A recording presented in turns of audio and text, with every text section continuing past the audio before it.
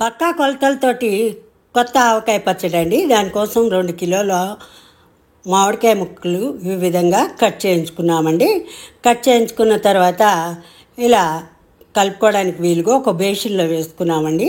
2 కిలోలకి వచ్చేసి 300 గ్రాముల 3 మ్యాంగో కారం వేసుకున్నామండి. తర్వాత 200 గ్రాముల రాక్ సాల్ట్ని పౌడర్గా చేసుకుని ఆ విధంగా యాడ్ చేసుకున్నాము.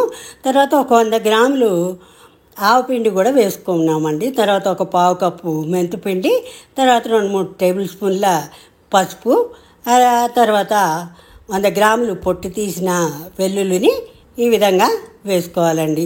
ఇలా పక్క కొలతలతోటి వేసుకున్న తర్వాత మనం ఒక పెద్ద గంటి తీసుకొని బాగా కలయి తిప్పాలండి.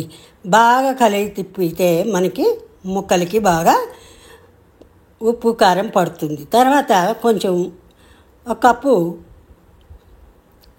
ఆయిల్ని ఈ విధంగా యాడ్ చేసుకొని మళ్ళీ తిప్పుకొని తర్వాత మనం మిగిలిన ఆయిల్ కూడా ఈ విధంగా యాడ్ చేసుకోవాలండి. ఇక్కడ మనకి 2 కిలోలకి 1 కిలో మీద ఒక 100 ml అటు ఇటుగా పడుతుందండి.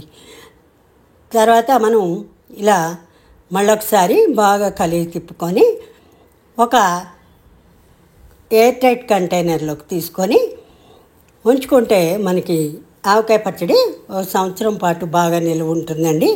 ఒక 3 రోజుల పాటు పక్కన పెట్టి మధ్య మధ్యలో కలిగి తిప్పుకోవాలి.